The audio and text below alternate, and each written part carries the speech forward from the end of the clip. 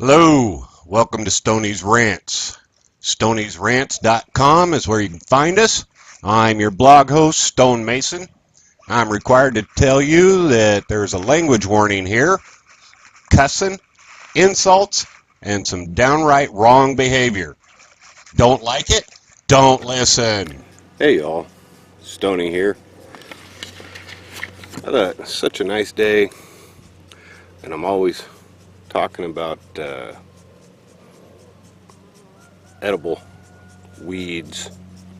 So, anyway, I thought I'd show you a little bit of what I can find just here in my own yard. Now, start off right here, if you can see it. Come on. This right here is this is lamb's quarters. If you get down in here, don't know, can't really tell, but if you get down in there close, you can see it's got this red that runs up through the leaves. The stalk has a lot of red on it, purple, but you can see the shape, just a few teeth on the edge. Anyway, that's lamb's quarters, and it's an edible. You can find recipes for it online, and as long as we're down here in the dirt, we'll go right into one of my favorites. Y'all know that this is one of my favorites. The dandelion. Anyway, pretty much the whole thing is edible. You can make fritters, dandelion wine. I've heard people make dandelion jelly. Beautiful plant. But you can do those things with the flower tops here. And then the leaves. The leaves are fully edible. You pick the young ones and throw them into a salad, or these older ones, they get a little bit bitter, but you can pick them and saute them up just like you would with a spinach. And then of course there's the plant, or the root, which is awesome. You can roast it up and use it as a coffee substitute, because the dandelion plant is actually a chicory. And the root is also medicinal. It's tonic and hepatic, and it's a laxative. It helps with liver functions. It helps with liver cleansing. It assists in your digestion. It assists with absorption of nutrients when you eat other things. It's an amazing plant. I don't know why they use it as the poster child for all of the chemical weed sprays, but they do. And dandelion tea, oh man, good stuff, good stuff. So, all right, let's move on to the next one, okay? All right,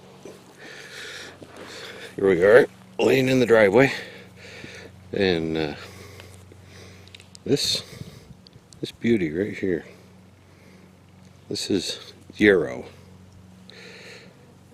Pick one of these leaves so you can get a good look at it. You see how it's kind of feathery. It's very soft to the touch. Oh, it smells so good. Next to dandelions out here in my little yard, this has got to be my favorite plant. Now, it's not an edible that I'm aware of, but very medicinal. The These leaves are tonic, astringent, diaphoretic, and a stimulant. Great in tea. You can use this as make an infusion. You can add it to tea or whatever. You can use it for the early stages of a cold and fever. A little bit of yarrow in your tea with some honey. Oh yeah, you'll be in good shape. I learned a long time ago too, as a kid, when this is good for bleeding. If you just pick up a whole bunch of these leaves, about as big around as your pinky, and kind of roll them to get the juice going and put it on a cut, it'll help with that. You can make an infusion a variety of ways and use this as a snuff for hay fever attacks. Use it as an infused wash for varicose veins. There's a ton of things that this beautiful little furry feeling plant is good for. And yeah, so don't spray this stuff. It's good. All right, let's move on around the corner, find something else. Okay. And the little camera stand doesn't want to cooperate with me, so I'll have to hold this. This is common plantain. These leaves, they're edible, same as the dandelion. These are preferably boiled up like a spinach, but you can see how thick it grows. It gets these little stems that grow up. Let's see. I don't see any that have active stems right now, but plantain, the leaves are also medicinal. They're antiseptic and vulnerary. Use an infusion, make your own cream, basically, for hemorrhoids, sprains. You can take this leaf and put it on bug bites, get the juice, break it up and get the juice flowing real good out of it.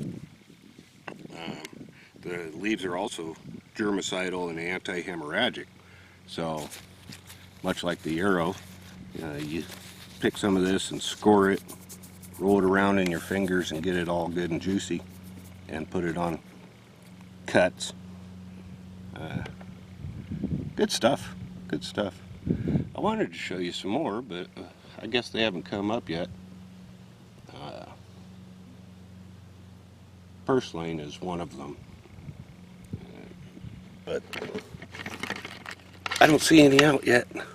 And my shepherd's purse hadn't sprouted yet, but you get the idea. The yards are absolutely full of beautiful, amazing things, and you don't need to spray crap all over your yards. Yeah, I'm not seeing my purslane yet. It'll be here though. It loves the bare dirt when we start gardening. So anyway, I just thought I'd show you a few of these things. Now, bear in mind,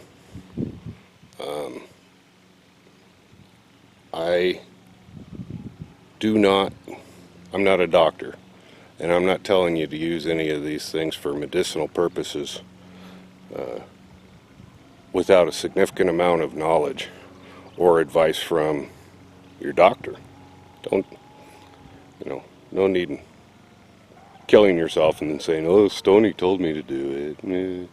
But, I wanted to give you an idea of what's out here so you can educate yourself a little bit about, what's available right in your own yard. Yes, I know. It's amazing. Even the dogs agree. So, anyway, we'll go back inside and I'll show you a few of these books that will help you. Okay? Hey, okay. I was heading back inside and I found one beautiful example of shepherd's purse coming up. So let's take a quick look at this thing.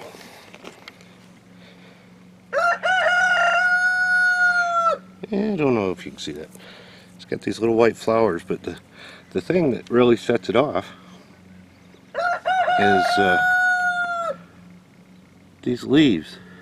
These leaves are actually little packets. You know, they're kind of a, what, an arrow shape or a heart shape. They're actually little packets that'll seed. And a shepherd's purse is it's medicinal, not edible, and it serves as an astringent. If you use it in a tonic, it's good for the circulatory system, headache, bladder infections, menstrual cramps, things like that. And the reason is because it helps to constrict blood vessels and eliminate stress on them. But again, I'm not a doctor, so don't run out and pick these beautiful little leaves and make your tonic and down it without talking to your doctor or a professional herbalist, naturopathy. Okay? Yeah. Don't do that. Bad juju. Let's go take a look at some books. Okay. Back inside, and I'm a cold weather creature. You know, it sucks being addicted to gardening because you have to do it when the weather is nice and it starts to get hot. I wish I could grow in the snow because I'd be out there every day. Anyway, let's take a look at some books that you can learn from. Wild and Weedy Apothecary. This is by Doreen Shababy, Shababy. Anyway, it's a book of herbal recipes, not only for medicinal purposes, but she gets into cooking too, and she's got some really good stories in here. The Wild and Weedy Apothecary, Doreen Shababy. Another one, The Herbal Handbook, User's Guide to Medical Herbalism by David Hoffman. Now this particular book is a very popular learning tool, and it doesn't really get specific about the whole spectrum of medicinal herbs and whatnot, but it is it's a breakdown of basically how herbal medicines work. Goes through all of the body systems, blah blah blah. It talks a little bit about using herbs in food. It explains the pharmaceutical terms that I've been using, like astringent. It explains the variety of herbal preparations like tonic, infusion, things like that. If you're going to get into medicinal herbalism, even if it's just aromatherapy, you kind of need to learn how they work in the body. Kind of like, you know, going to pharmacy college. You need to learn the different systems that they affect, side effects, interactions. Some herbs for people that are on antidepressants, which there's a hell of a lot of people these days. A lot of these herbs can counteract those. You need to learn what the different preparations are, and not only how to make them, but how to use which one for a particular plant and or problem. Okay? My favorite. And I got this at a used bookstore. By the way, this herbal handbook here by Dave Hoffman is quite common in the smaller herbal training programs because it's so intensive in the the biology. Anyway, next one. Herbs of the Earth. I love this book. I love this book. Herbs of the Earth, a self-teaching guide to healing remedies by Mary Karst. This one actually has the different plants and an explanation of them, both herbal and medicinal, but it focuses mostly on medicinal. Did I say herbal? I meant edible. But what's really cool about this book, if you can find it, Herbs of the Earth, is it's a teaching book. It goes through an entire section of the book, and here, I'll just give you an example. In the very beginning, it has, Herbs of the Earth Part 1, General Information and Theory. Lesson 1, see that? I don't know. Botanical families of interest to herbalists. Now, it goes through and it breaks down different types of the different families. If you guys remember that from science in grade school, you have families and phylums and all that stuff, species. That's what this one does, and it goes through. But what's really cool is at the end of the lessons, can you see that? Useful texts for this lesson. So instead of having a bibliography at the back and listing a million books, and you got to figure out what the hell book do I need for this particular thing, it's at the end of the lesson, and then there are self-review questions for the particular lesson. Some activities are sometimes included in these lessons, and the answers for the self-tests at the end of each section and lesson are in the back of the book. Awesome! Herbs of the Earth by Mary Karst, C-A-R-S-E. If you can find it, get it. It's awesome. But you really need to be able to identify the plant properly. A lot of plants have lookalikes that are really, really bad. Common example, used to run into this out on the western coast a lot, is wild onion. Wild onion, love it, great flavor. You'll never beat a wild onion with a store-bought onion, guarantee it. Unfortunately, it is almost 100% identical to another plant that's called the death camas. Now, there's a billion varieties of camas, and a lot of people eat camas root, and that's all cool.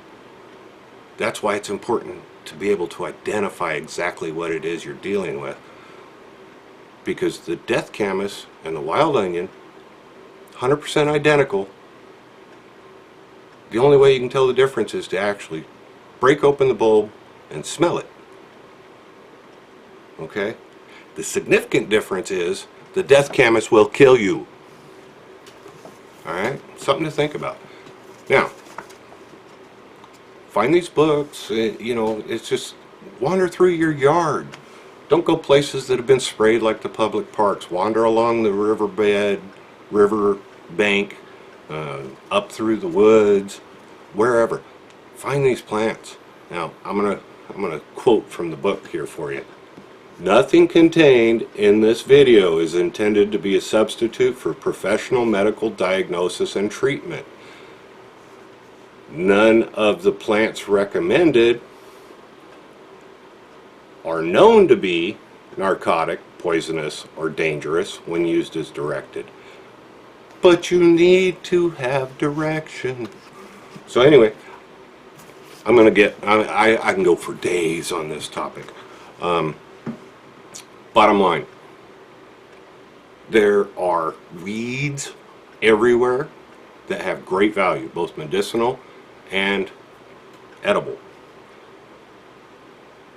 You absolutely must be able to identify a plant without doubt before you either eat it or use it as a medicine.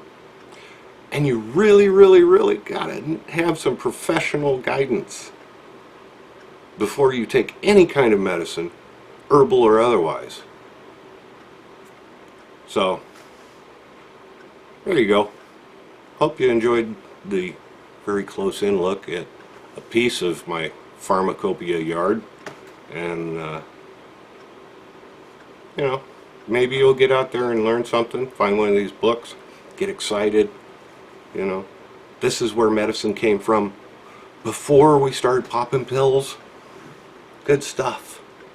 So, I'll see you next time. Thank you.